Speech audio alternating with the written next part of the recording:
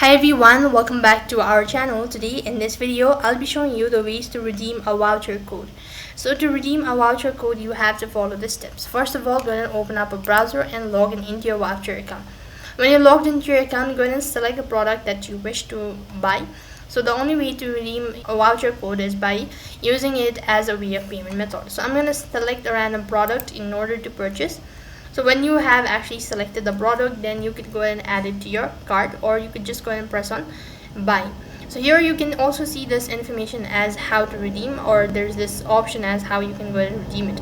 You can read the following instructions and accordingly you could go ahead and redeem it. So I'm going to go ahead and click on choose your options, or I'm just going to go ahead and proceed on to my method. And when you've added a product to your cart or your basket, it's going to take you to the summary page. Right on this page, you could go ahead and click on continue to checkout, and accordingly go ahead and enter in your payment details, all that.